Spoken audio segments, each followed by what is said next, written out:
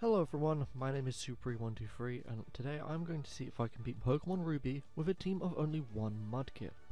Mudkip is more physically attack based in terms of stats, but being a water type before the physical special split means it can't really make much use of this, especially when looking up its level up list, where a lot more of the useful moves like Water Gun and Mud Slap are extremely low base power.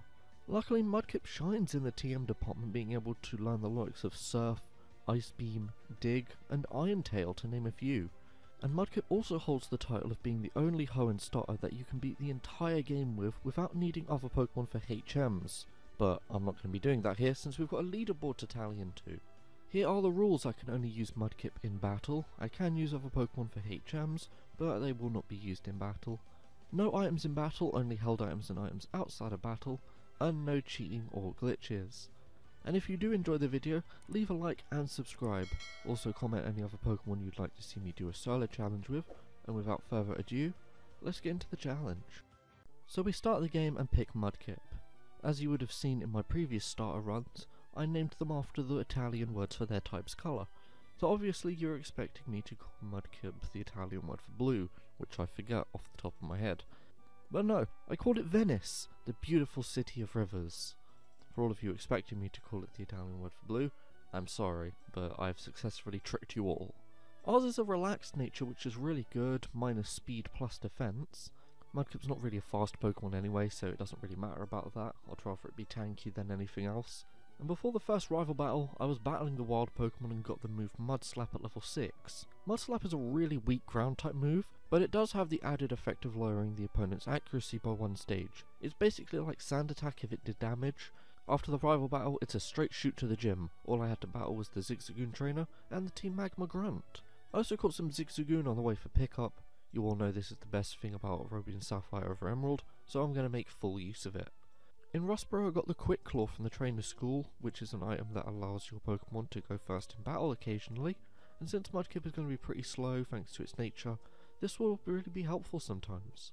I battled the gym trainers and hit level 10 and learnt Water Gun, and this in combo with Mud Slap is going to wreck the gym. Roxanne hardly stood a chance against our Mudkip. The Geodude was one shot by Water Gun and it was a critical hit as well, which is a bit of overkill, but I'll take it.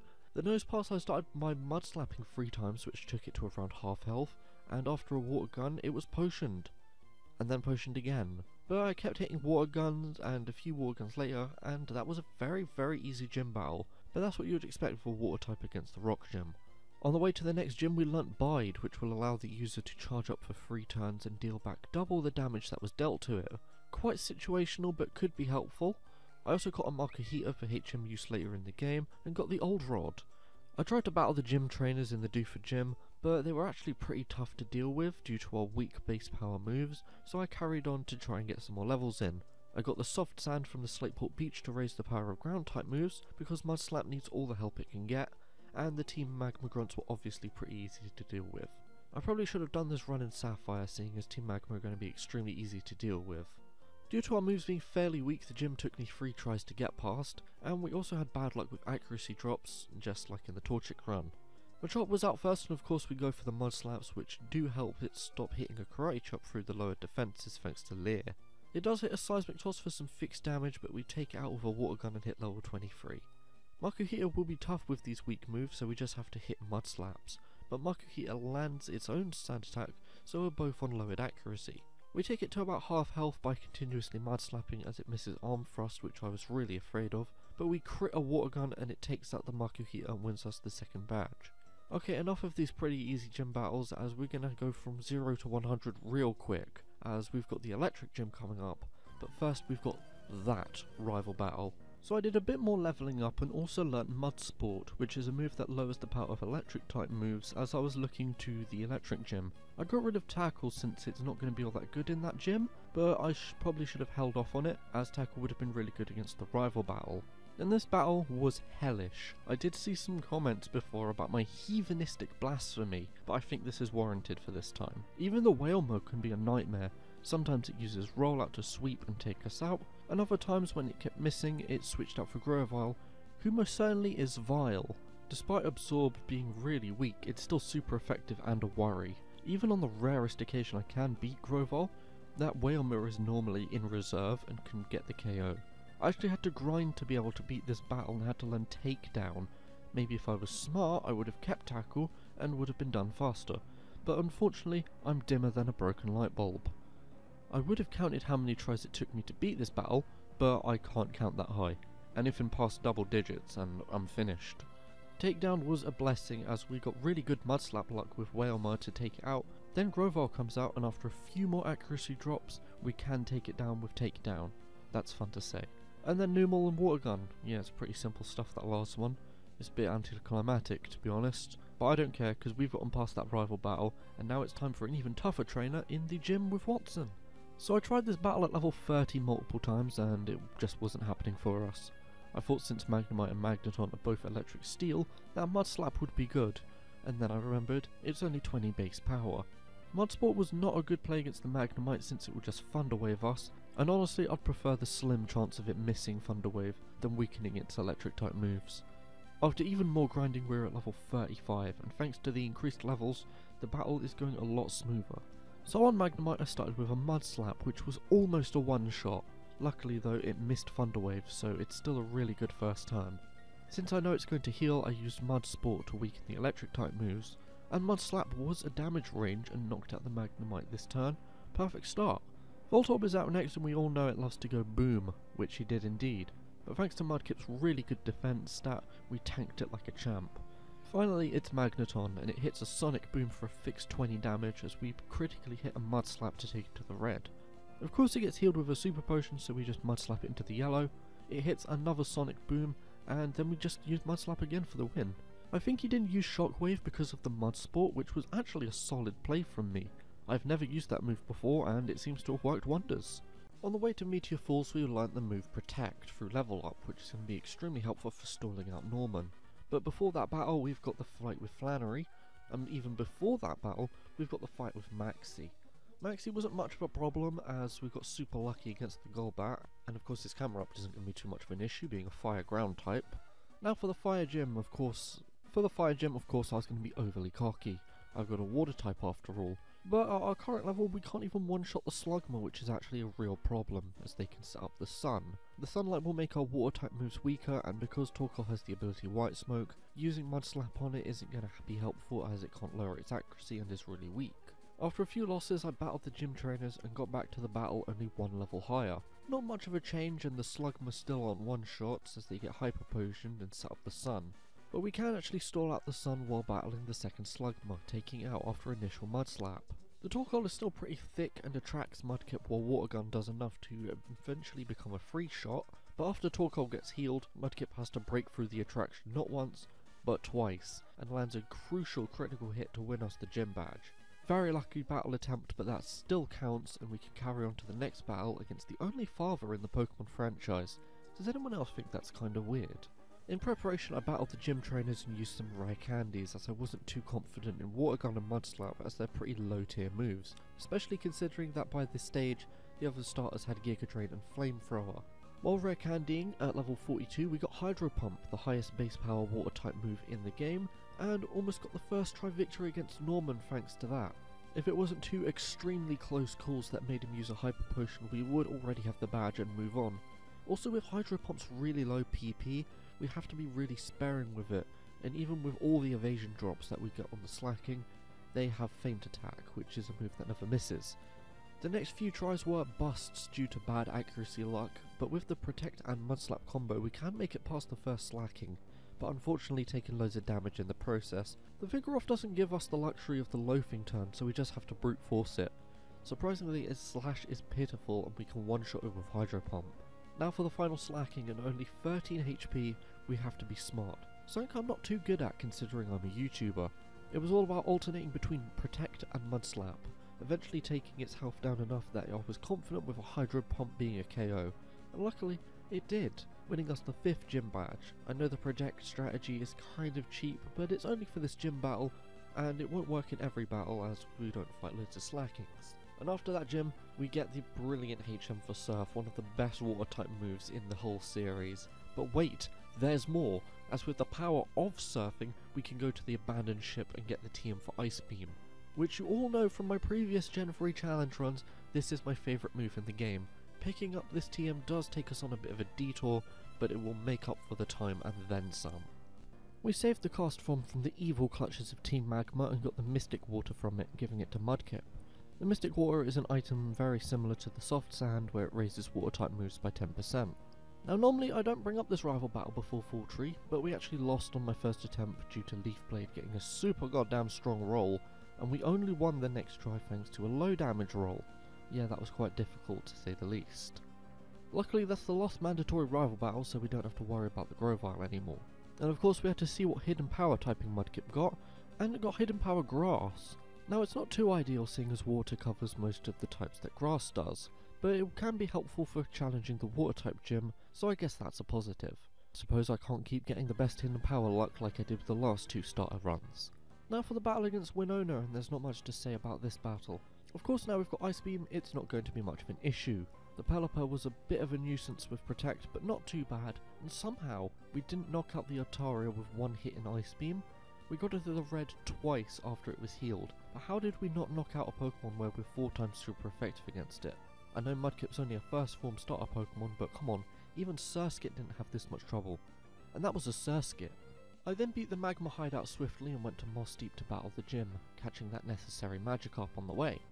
I was feeling super confident having Surf, which hits both opponents in double battles, and it's also super effective on both Lunatone and Solrock, but in reality, it was once again a case of my extreme Pokemon battling ego clouding my judgment. But can you blame me? On paper I've got such an advantage, but ended up getting destroyed. I suppose it's good for you all to laugh at me and tell me not to go full hubris again.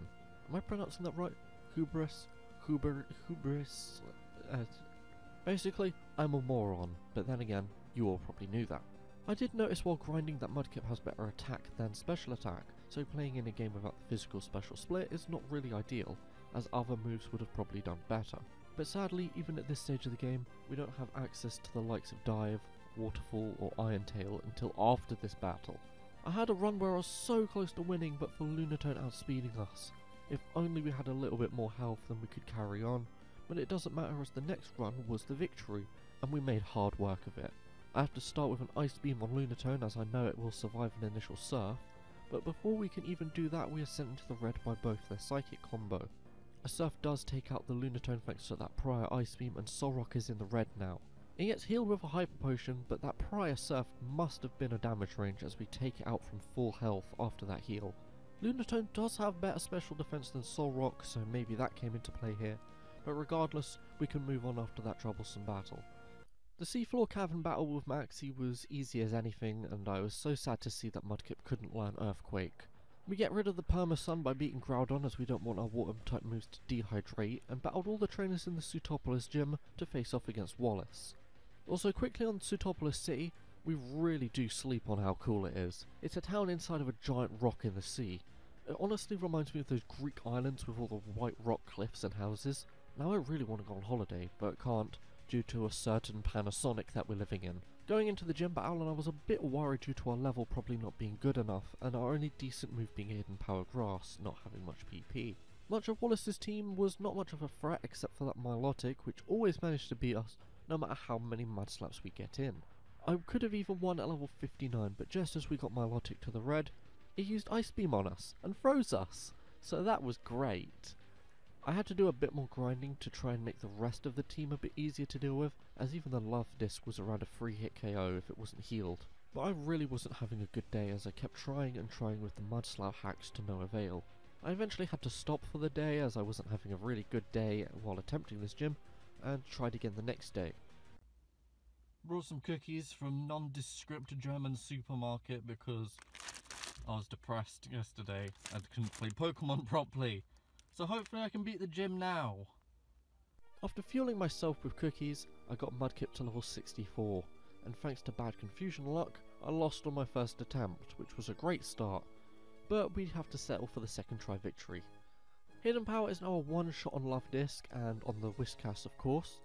Celio is a bit bulkier so it survives pretty convincingly, but its Body Slam doesn't paralyze, meaning it's a 2-shot.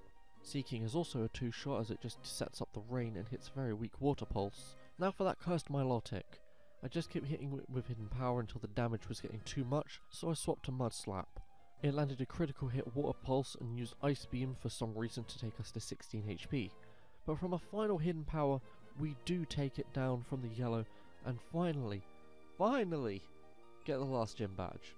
We are the true master of water types in this region, and all it took was a couple of unnamed German supermarket triple chocolate cookies.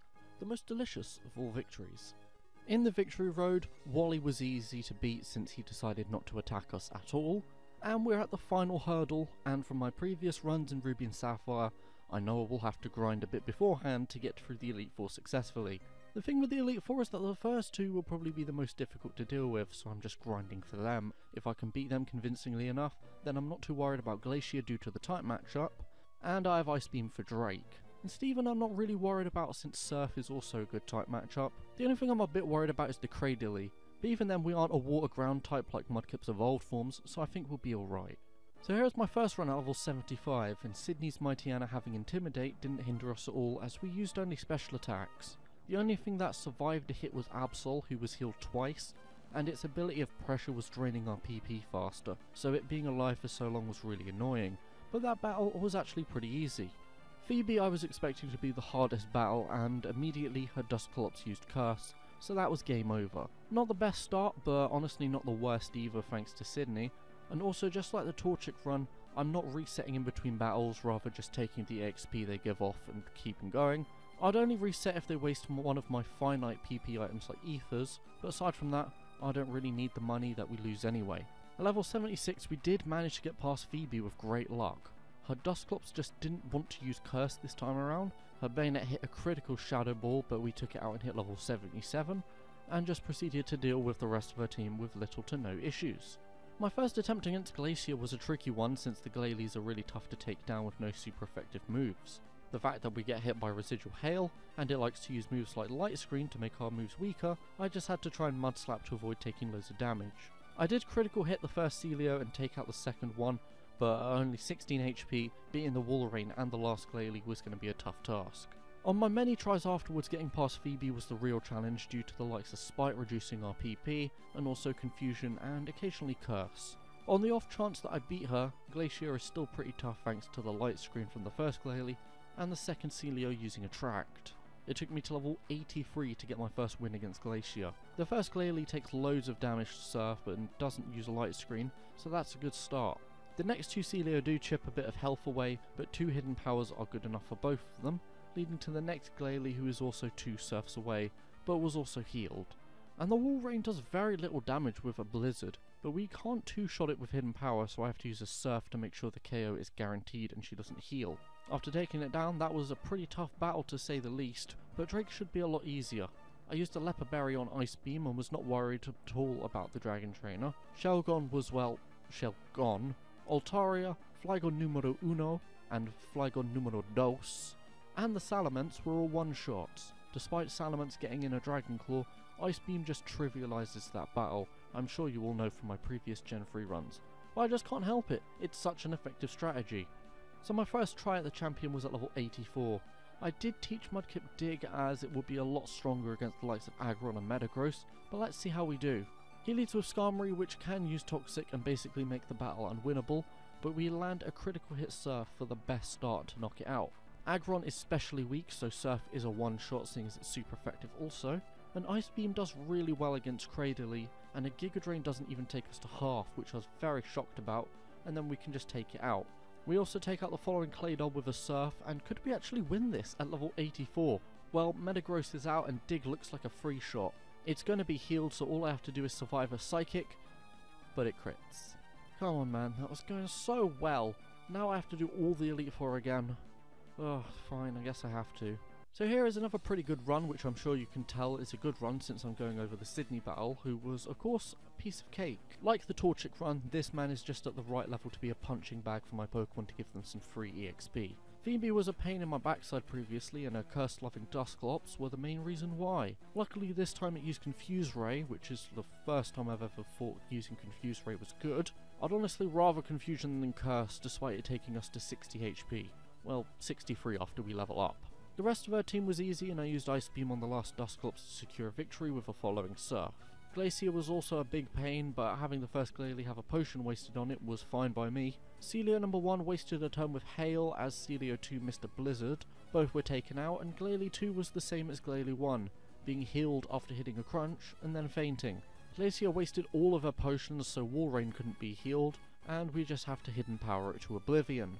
This just leaves Drake to be defeated by Ice Beam. The Flygon are faster than us, but I'm honestly not too worried about them. The Salamence is also faster, but it's a dragon flying type, so see you later, giant winged alligator. Now for Steven at level 88, and can we avoid the Toxic and being critically hit this time? Starting with Skarmory, and oh thank Christ, he missed Toxic. Yes, such a lucky first turn. Now that means the Aggron is a one-shot, and the Cradilly was critical hit by Ice Beam. Now this has honestly been the dream start, full health, and Surf one-shot in Claydol, meaning full health for the Metagross. So Dig was going to be a free shot and doesn't get same type attack bonus, so I tried Surf instead, and why didn't I do that in the first place? Because we two-shot, yes, two-shot the Metagross with Surf. That just shows how great same type attack bonus actually is, along with the Mystic Water of course. And the Armaldo was just a one-shot with Surf, and because of that, we've beaten the champion, and that means we've officially beaten Pokémon Ruby with a team of only one Mudkip, finishing at level 88 and with an in-game time of 9 hours 33 minutes. That time honestly blew everything before it out of the water. Funny since it's the water type starter. In reality, if I knew what I was doing before in the cast form run, it would probably stand a chance of beating that time, and Numel is only a level lower due to double team, but regardless of those what ifs, Mudkip is definitely the best starter in the Hoenn region, on its own at least. But then again, I'm also a bit biased because I really like Mudkip as well. I doubt many other Pokemon will even be able to get close to this time, but we've got a load of runs to try before we find that out. And what Pokemon would you like to see me try and beat the Hoenn games with next? If you have any suggestions, leave them in the comments below or on Twitter at Super123. And if you did enjoy this video, leave a like and subscribe. My name's Super123, and I will see you all in the next challenge video.